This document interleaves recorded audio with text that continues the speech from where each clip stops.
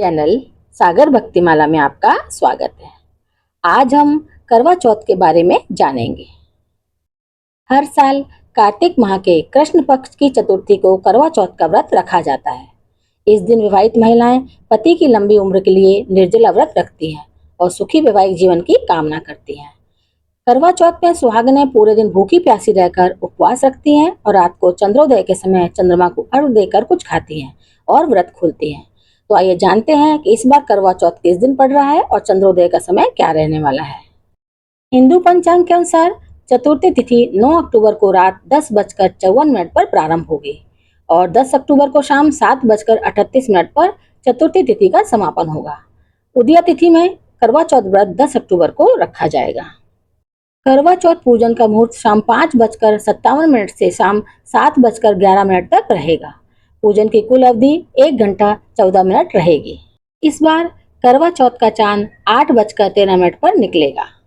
अब हम करवा चौथ की कथा सुनते हैं। बहुत समय पहले की बात है। एक साहूकार के 7 बेटे और उनकी एक बहन करवा थी। सभी सातों भाई अपनी बहन से बहुत प्यार करते थे, यहाँ तक कि वे पहले उसे खाना खिलाते और बाद में स्वयं खाते थे। एक बार उनकी बहन ससुराल से मायके आई हुई थी। शाम को भाई जब अपना व्यापार व्यवसाय बंद कर घर आए तो देखा उनकी बहन बहुत व्याकुल थी। सभी भाई खाना खाने बैठे और अपनी बहन से भी खाने का आग्रह करने लगे, लेकिन बहन ने बताया कि उसका आज करवा चौथ का निर्जल व्रत है और वह खाना सिर्फ चंद्रमा को देखकर उसे अर्घ्य देकर ही खा सकती है। क्योंकि चंद्रमा अभी तक नहीं निकला है, इसलिए वह भूख और प्यास से व्याकुल हो उठी है। सबसे छोटे भाई को अपनी बहन की हालत देखी नहीं गई और वह दूर पीपल के पेड़ पर एक दीपक जलाकर चलने की ओट में रख देता है। दूर से देखने पर ऐसा प्रतीत होता है कि जैसे चतुर्थी का चांद उदित हो रहा हो। इसके बाद भाई अपनी बहन को बताता है कि चांद निकल आया है, तुम उसे अर्घ्य देने के बाद भोजन कर सकती हो। बहन खुशी के मारे सीढ़ियों पर चढ़कर चांद को देखती है, उसे अर्घ्य देकर खाना खाने बैठ जाती है। वह पहला टुकड़ा मुंह में डालती है तो उसे छींक आ जाती है। दूसरा टुकड़ा डालती है तो उसमें बाल निकल आता है और जैसे ही तीसरा टुकड़ा मुंह में डालने की कोशिश करती है तो उसके पति की मृत्यु का समाचार उसे मिलता है। वह बौखला जाती है। उसकी भाभी उसे सच्चाई से अवगत कराती है कि उसके साथ ऐसा क्यों हुआ। करवा चौथ का व्रत गलत तरीके से टूटने के कारण देवता उससे नाराज हो गए और उन्होंने ऐसा किया है।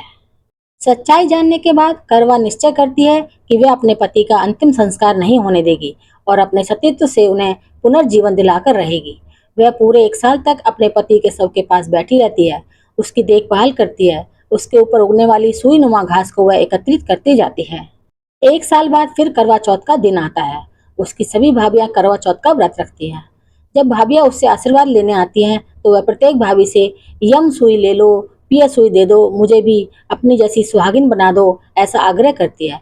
लेकिन हर बार भाभी उसे अगली भाभी से आग्रह करने का कहकर चली जाती है। इस प्रकार जब छठे नंबर की भाभी आती है तो करवा उससे भी यही बात दोहराती है।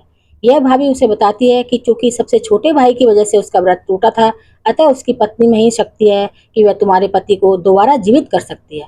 इसलिए जब वह आए तो तुम उसे पकड़ लेना और जब तक वह तुम्हारे पति को जिंदा ना कर दे उसे नहीं छोड़ना। ऐसा कहकर वह चली जाती है। सबसे अंत में छोटी भाभी आती है। करवा उनसे भी सुहागन बनने का आग्रह करती है, लेकिन वह टाल मटोल करने लगती है। इसे देख करवा उन्हें जोर से पकड़ लेती है और अपने सुहाग को जिंदा करने के लिए कहती है। भाभी उससे छुड़ाने के लिए नोचती है, खसोटती है, लेकिन करवा नहीं छोड़ती है। अंत में उसकी तपस्या को देख भाभी पसीज जाती है और अपनी छोटी उंगली को चीरकर उसमें से अमृत उसके पति के मुंह में डाल देती है। करवा का पति तुरंत श्री गणेश कहता हुआ उठ बैठता है। इस प्रकार प्रभु कृपा से उसकी छोटी भाभी के माध्यम से करवा को अपना सुहाग वापस मिल जाता है।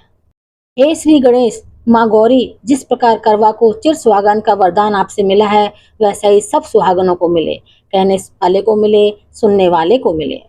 बोल करवा माता की जय, बोल गणेश भगवान की जय।